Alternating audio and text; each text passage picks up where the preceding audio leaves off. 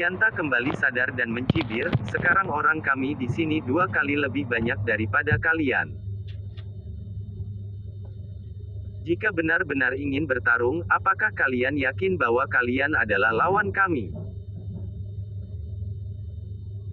Begitu selesai bicara, Rianta dan sekelompok orang yang pisah keluarga di belakangnya menunjukkan aura kekuatannya.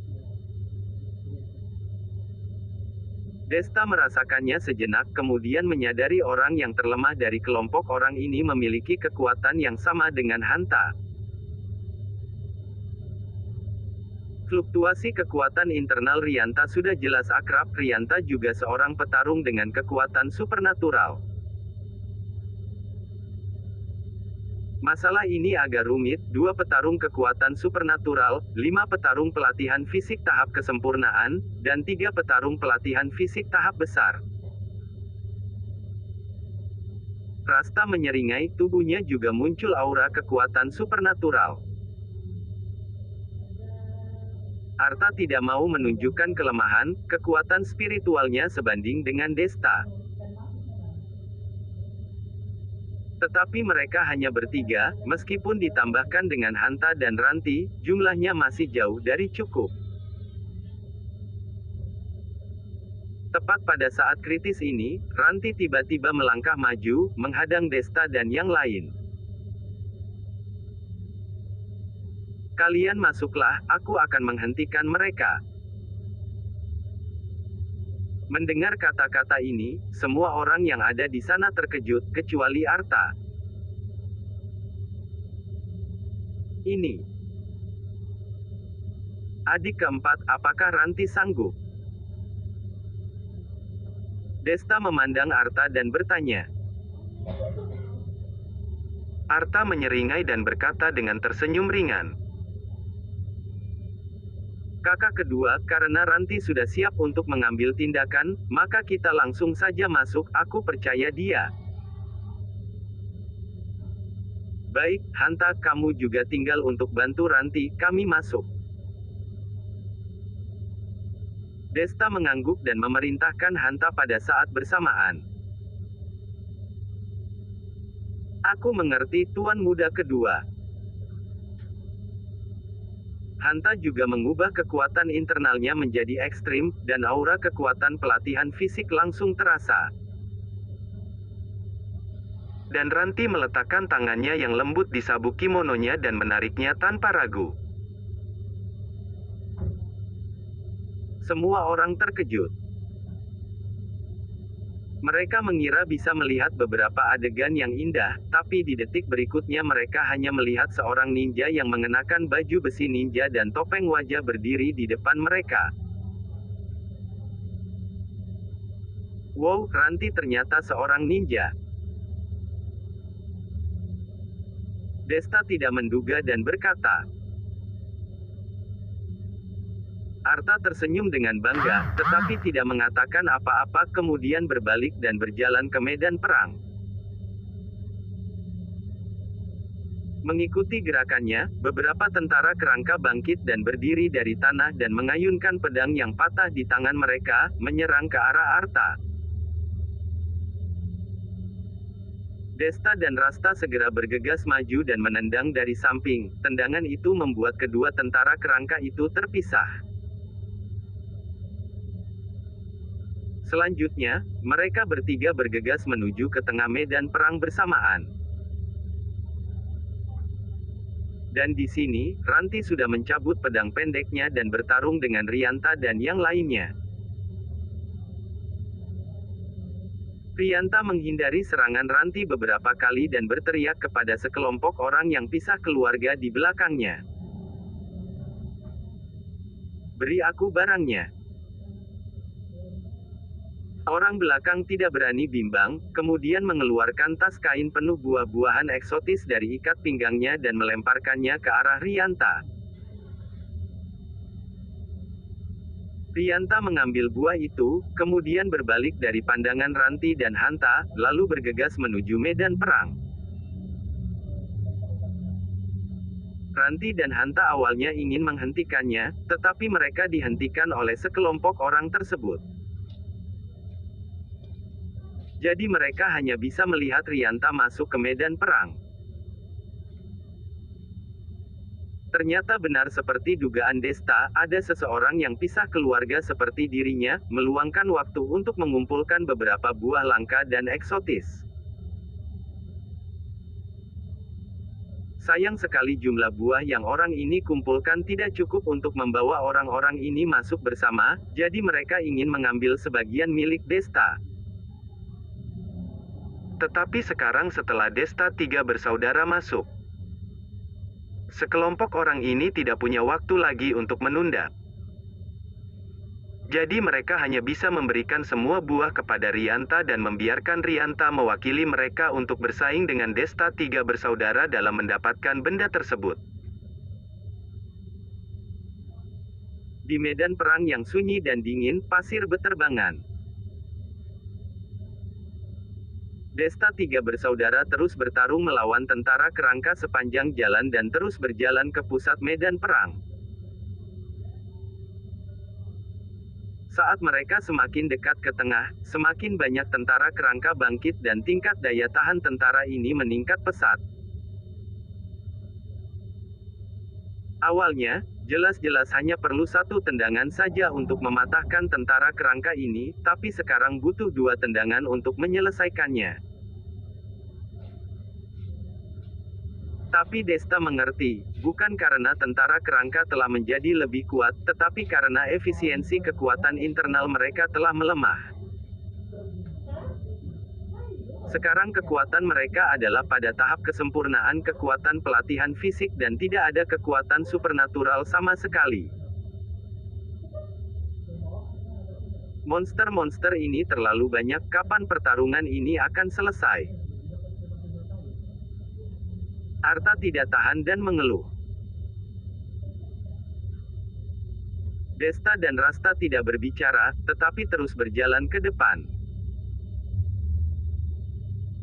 Semakin dekat dengan pusat, semakin kuat efek medan magnet aneh itu. Desta merasa, bukan hanya kekuatan mereka terbatas, tetapi bahkan pernapasan mereka menjadi kurang lancar dan langkah kaki mereka menjadi lebih berat.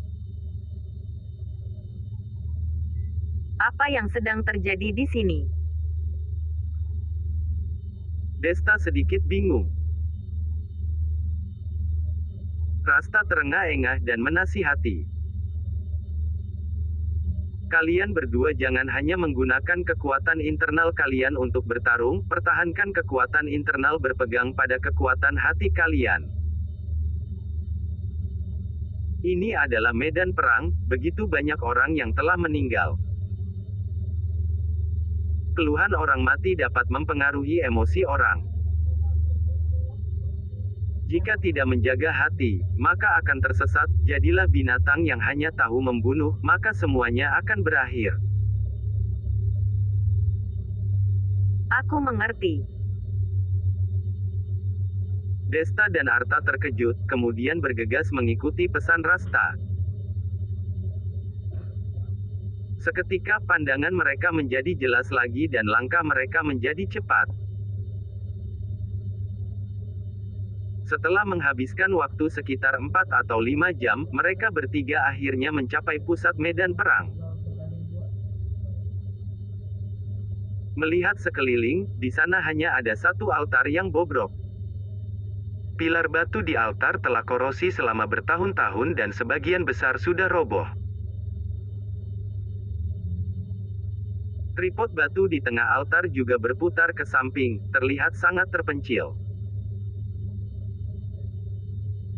Desta tiga bersaudara memakan buah itu untuk menjaga energi internal tetap berjalan dan berjalan ke arah altar dengan waspada. Entah mengapa, setelah mendekati tempat ini, tentara kerangka yang tidak bisa dikalahkan tidak pernah muncul lagi. Tapi hal ini juga setara dengan mengurangi tekanan Desta mereka dan merupakan hal yang baik. Tiba di tengah altar, Desta bertanya dengan bingung. Kakak pertama, kita semua sudah sampai di sini, tetapi masih belum melihat benda apapun. Apakah kakek keliru? Bagaimana mungkin keliru? Rasta menggelengkan kepalanya dan tersenyum, lalu berkata, "Perhatikan dan cari dengan teliti. Begitu banyak rumput liar di sini, mungkin saja terkubur." Sambil berkata, Rasta langsung membungkuk dan melihat sekeliling. Desta juga mengikuti seperti Rasta, membungkuk untuk mencari dengan cermat. Setelah beberapa saat, sebuah lingkaran tiba-tiba muncul di depan mata Desta. Desta menariknya dengan lembut dan seluruh altar tiba-tiba bergetar. Tiba-tiba, lempengan batu di tengah altar mendadak jatuh dan terlihat ada lubang gelap. Melihat adegan ini, Desta mereka bertiga saudara sangat gembira. Jika tidak salah menebak, disinilah benda tersebut berada.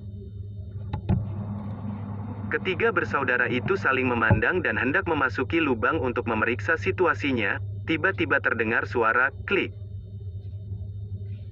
Mereka mendongak, menyadari bahwa entah bagaimana tentara kerangka itu bisa dan telah berkumpul di sekitar altar dan yang berjalan di depan ternyata adalah Rianta. "Rianta, dari mana kamu membawa begitu banyak kerangka?" Desta bertanya dengan nada serius. Kalian tidak perlu mengurusi hal ini.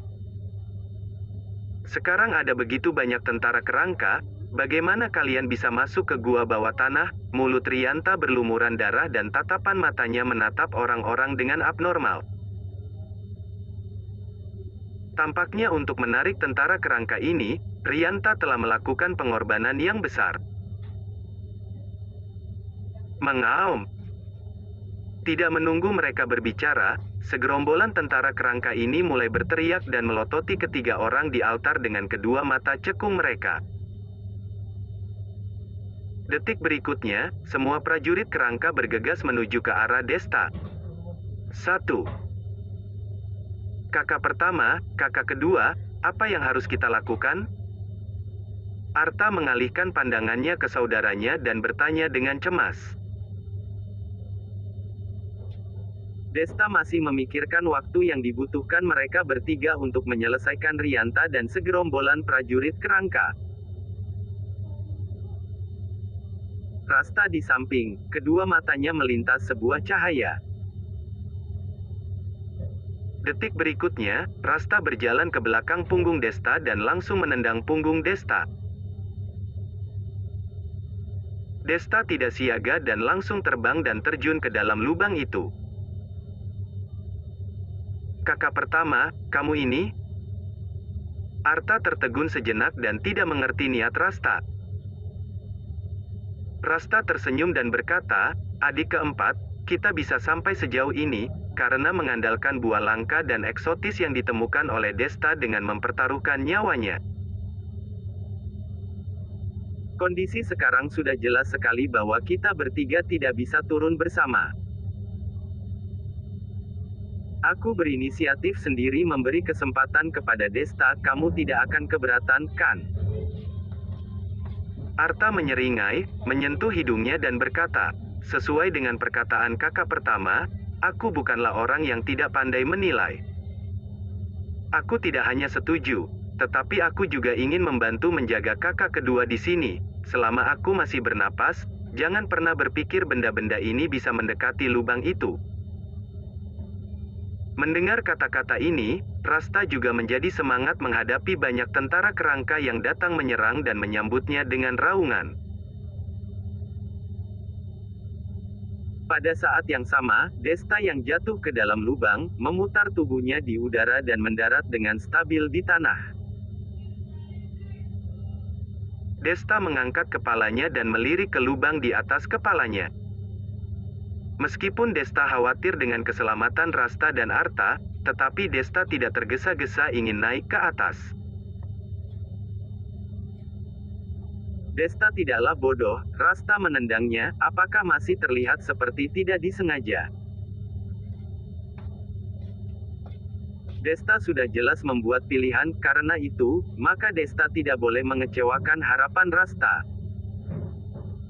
Desta menarik napas dalam-dalam, dan melihat sekeliling kondisi di bawah gua. Kemudian menyadari bahwa itu hanyalah sebuah gua kecil. Di sudut gua ada tumpukan kokas yang menandakan bahwa tempat ini pernah dikunjungi oleh seseorang. Di depannya, ada meja kecil dengan sepotong papan nama di atasnya, diukir dengan karakter Chu besar. Dan di bawah papan nama itu, ada sebuah buku kuno. Desta melangkah maju dan melihat, kemudian menyadari bahwa itu adalah sebuah buku biografi. Beralih ke halaman pertama, bertuliskan. Sejak kebangkitan keluarga Chu, prestasi para leluhur tidak terhitung. Orang-orang dari keluarga Chu telah mengorbankan darah, keringat dan hidup mereka. Barulah ada kemuliaan hari ini. Semua keturunan keluarga Chu. Tidak peduli generasi mana atau orang mana, kapan dan di mana, saat melihat papan nama ini, mereka harus berlutut 3 kali dan bersujud 9 kali, menghormati dengan tulus. Tidak tahu mengapa, meski hanya ada beberapa kalimat di bagian ini. Sebagai keturunan dari keluarga Chu, Desta mulai merasa sangat antusias. Di depan matanya tampak ada pemandangan sejarah kebangkitan keluarga Chu yang luar biasa dan penuh semangat. Emosi Desta tidak terkendali, kemudian berlutut di depan papan nama ini, dengan tulus berlutut 3 kali dan bersujud 9 kali. Tepat ketika sujud ke-9, sebuah liontin giok kecil tiba-tiba jatuh dari dinding batu di atas. Di liontin tersebut terukir tulisan Chu. Apakah ini benda untuk misi ini? Desta bergumam sambil melihat liontin giok itu. Dalam hatinya berpikir bahwa benda misi ini tidak mungkin begitu mudah didapatkan. Desta masih mencari cukup lama di dalam gua. Papan nama itu sudah pasti tidak boleh disentuh. Tidak ada orang yang begitu berani menggunakan papan nama sebagai benda misi. Selain sejarah keluarga Chu, buku kuno itu tidak berisi petunjuk berharga lainnya. Tampaknya hanya liontin giok ini yang paling mungkin adalah benda dari misi ini. Jika tidak bisa menemukannya, maka biarkan saja. Aku harus segera naik dan bantu kakak pertama dan adik keempat. Hati Desta selalu ingat dengan 2 saudara yang membantu dirinya menghadang tentara Kerangka dan Rianta di atas. Saat hendak meninggalkan gua, Desta tiba-tiba melihat alur yang familiar di dinding dari sudut matanya. Melangkah maju dan melihat, Desta menyadari bahwa bentuk alur ini sama dengan liontin giok di tangannya. Mungkinkah liontin giok ini hanyalah kunci? Desta penasaran dan memasukkan liontin giok ke dalam alur. Tiba-tiba, terdengar suara gemuruh keras dari dinding batu dan dinding batu itu tiba-tiba muncul lubang gelap. Desta tertegun sejenak, kemudian berjalan dengan diam. Desta tiba-tiba merasa bahwa semua ini sebenarnya sudah dirancang terlebih dahulu oleh seseorang untuk membimbingnya ke dalam lubang ini. Tetapi setelah memasuki lubang itu, kemudian menyadari tempat ini hanya sebuah ruang rahasia kecil. Di sudut hanya ada setumpuk rumput mati dan jejak orang tergeletak di atasnya. Melihat sekeliling, Desta merasa bahwa ruang rahasia ini mirip dengan tempat para biksu Taoisme atau para master bela diri duduk dan bermeditasi di serial TV.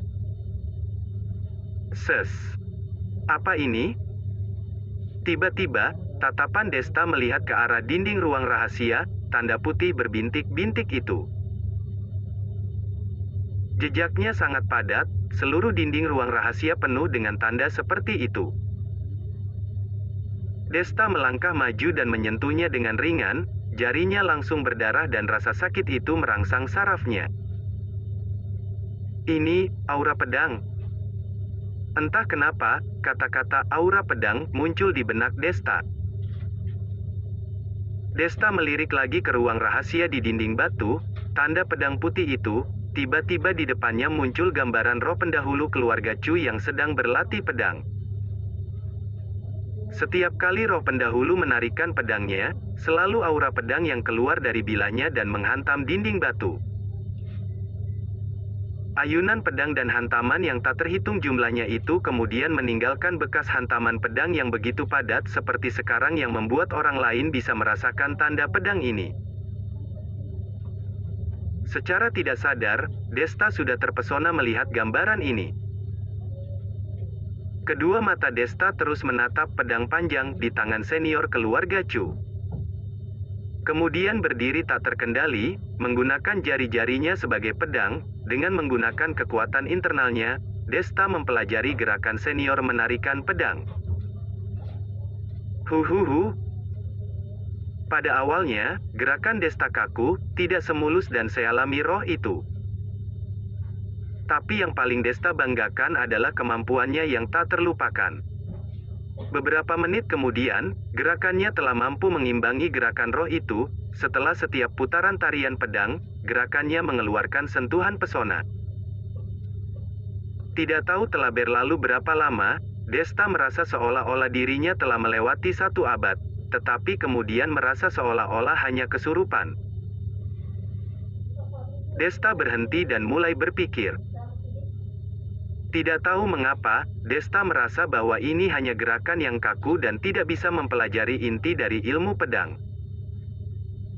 Dan di saat Desta tidak menyadarinya, roh senior keluarga Chu juga menghentikan gerakan tarian pedangnya, kemudian berbalik, kedua mata ilusinya tampak menembus ruang dan waktu dan menatap ke arah Desta.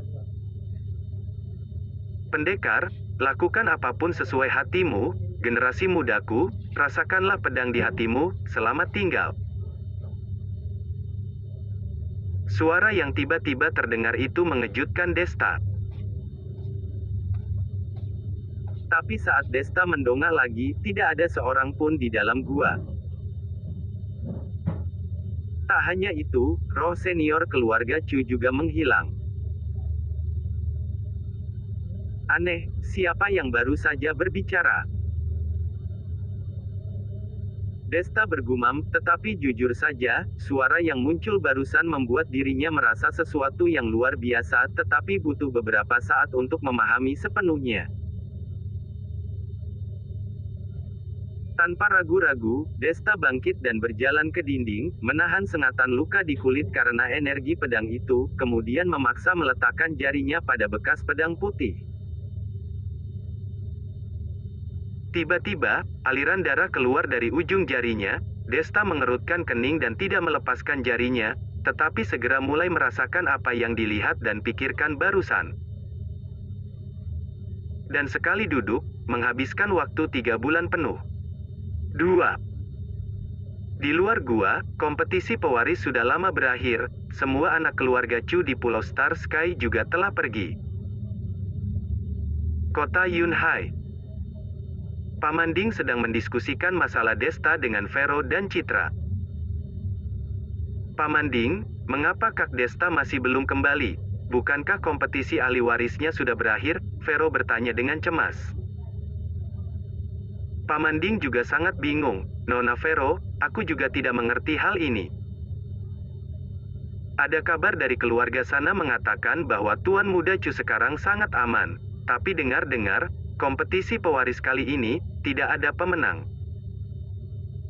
Apa maksudnya? Vero terkejut. Bukankah itu artinya kali ini pewarisnya tidak dipilih? Sepertinya begitu. Paman Ding mengangguk, menurut sumber yang bisa dipercaya, tidak ada yang memperoleh liontin giok yang melambangkan identitas patriark keluarga Chu, jadi tidak ada pemenang. Tapi, kemana Kak Desta pergi? Vero masih sedikit khawatir. Nona Vero, jangan cemas. Karena Patua mengatakan Tuan Muda kedua baik-baik saja, maka pasti akan baik-baik saja. Tuan Muda kedua adalah cucu kesayangan dan keselamatannya tentu saja yang paling penting, Paman Ding berkata sambil tersenyum. Setelah mendengarkan ini, Vero perlahan-lahan merasa lega. Kak Cit, kalau begitu kita kembali dulu. Vero berkata kepada Citra. Citra mengangguk, kemudian kedua gadis bersiap untuk pergi. Dan di lantai bawah di gedung Sky, seorang wanita mengenakan gaun panjang berwarna biru dengan rambut panjang yang mirip sekali dengan Vero berdiri di depan perusahaan. Pakaiannya berkibar, rambutnya panjang dan lurus seperti air terjun, bagaikan seorang peri yang berjalan keluar dari lukisan, sempurna tanpa celah. Ketika para pejalan kaki melihatnya, mereka berhenti dan menonton. Beberapa bahkan mengeluarkan ponsel mereka dan mulai memotret, bersiap-siap mengunggahnya di TikTok untuk menarik perhatian. Namun, wanita itu tidak peduli dengan tatapan aneh ini, dia hanya mengeluarkan liontin giok yang diukir dengan pola aneh dari lengan bajunya. Liontin giok itu hangat dan ada sedikit air mengalir di dalamnya. Reaksi jiwa adik perempuan Tarot memang ada dekat di sini, tapi mengapa tidak melihat siapapun? Sambil berkata, wanita itu mengangkat kepalanya dan melirik ke gedung yang menjulang tinggi di depannya. Dan kilatan terkejut melintas di matanya yang indah, tidak disangka, orang-orang di dunia luar sudah bisa membangun rumah yang begitu tinggi, benar-benar hebat. Wanita itu bergumam, tetapi suaranya tidak sampai ke telinga orang-orang di sekitarnya. Mereka hanya merasa bahwa wanita ini terlalu cantik, tidak seperti manusia biasa, dan jumlah orang yang menonton terus meningkat. Saat ini, Satpam Gedung Sky tidak bisa tinggal diam. Begitu banyak orang berkumpul di depan pintu perusahaan dan mengganggu akses keluar masuk perusahaan. Dengan tidak berdaya, mereka terpaksa melangkah maju dan membubarkan orang-orang yang berhenti. Saat mereka melihat wanita berambut panjang itu, mereka sangat terkejut. Tapi seketika, kedua satpam itu melangkah maju dengan senyum masam dan berkata kepada wanita berambut panjang itu, "Nyonya muda, apa yang Anda lakukan lagi, bermain cosplay? Apa katamu?" Wanita berambut panjang itu sedikit terkejut saat mendengar perkataan satpam itu, kemudian berkata dengan gembira, "Kamu memanggilku Nyonya muda? Ini berarti kamu mengenaliku." "Tidak benar, tidak ada orang di sini yang mengenaliku. Sepertinya kamu melihat seorang wanita yang mirip dengan diriku. Benar kan?" "Nyonya muda, apa yang Anda bicarakan? Mengapa kami tidak mengenal Anda?" Kedua satpam itu saling memandang, tidak memahami omong kosong apa yang Vero bicarakan. Apakah orang kaya sekarang suka bermain ini, tidak hanya berdandan, tetapi juga bermain peran? "Aku bukan nyonya muda kalian, tapi kalian harus memberitahuku, di mana kalian pernah bertemu dengan wanita yang mirip dengan diriku?" Wanita berambut panjang itu bertanya terus-menerus. Pertanyaannya membuat kedua satpam tersebut bingung. "Apa maksudnya pernah dengan bertemu denganmu? Bukankah sudah pernah bertemu di banyak tempat?" Sebagai nyonya muda Gedung Sky, Vero biasanya selain masuk ke kelas dan tinggal di rumah, kadang-kadang bermain di Gedung Sky saat ada waktu luang. Mereka melihatnya di depan perusahaan, di koridor, di area baca umum di belakang perusahaan dan di kafe swalayan. Jika ingin dikatakan, berapa lama waktu yang akan dibutuhkan untuk mengatakan semuanya? Saat kedua satpam itu tercengang, tiba-tiba terdengar suara manis dari belakang mereka. "Mengapa begitu banyak orang berkerumunan di sini, Danur, Darmo, apa yang terjadi di sini?" Begitu mendengar suara ini, kedua satpam itu gemetar seperti disengat oleh listrik. Segera setelah berbalik, mereka melihat Vero dan Citra berdiri bersama, wajah cantik mereka menatap satpam dengan curiga. Nyonya muda." Mereka gagap dan terganga. "Apa yang terjadi?" Vero melangkah maju dan hendak menanyakan situasinya lebih jelas. Tetapi tiba-tiba perhatiannya tertarik kepada wanita berambut panjang di belakang dua satpam. Pada saat itu, Vero langsung membeku di tempat dan ada suara gemuruh di dalam kepalanya. Vero tidak beraksi untuk waktu yang cukup lama. Citra di samping juga tertegun. Matanya bolak-balik memandang wajah wanita berambut panjang itu dan Vero, dalam hatinya seperti ada badai. Wanita ini sangat mirip dengan Vero.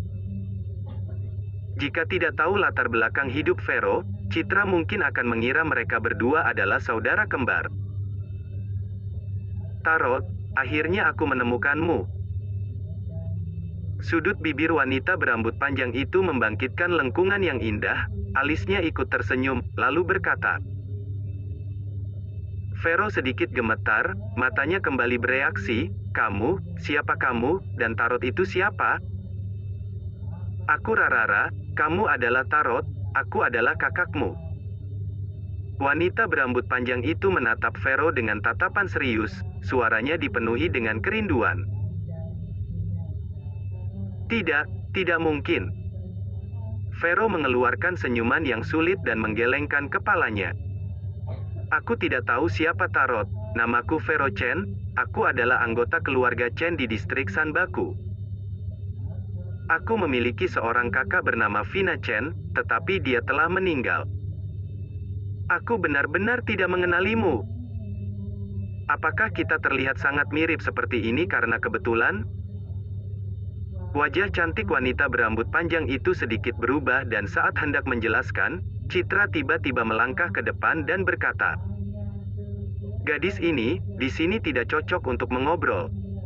Ikutlah dengan kami. Kita cari tempat yang tenang dan bicara perlahan. Begitu selesai berbicara, Citra menatap kedua satpam itu. Kedua satpam itu langsung mengerti maksudnya dan mulai membubarkan orang yang lewat. Sementara itu, Citra membawa Vero berjalan cepat masuk ke dalam perusahaan, Rarara bergegas mengikuti mereka. Mereka bertiga datang ke ruangan pribadi di kafe swalayan, kemudian menutup pintu dan tirai bambu, lalu mulai berbicara secara jelas. Menghabiskan waktu sepanjang sore, akhirnya ketiga wanita itu keluar dari ruangan pribadi.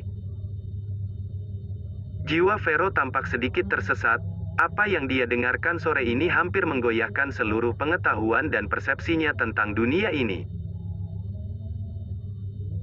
Vero tidak pernah menyangka bahwa masih ada banyak hal di dunia ini yang tidak dapat dipahami oleh orang biasa.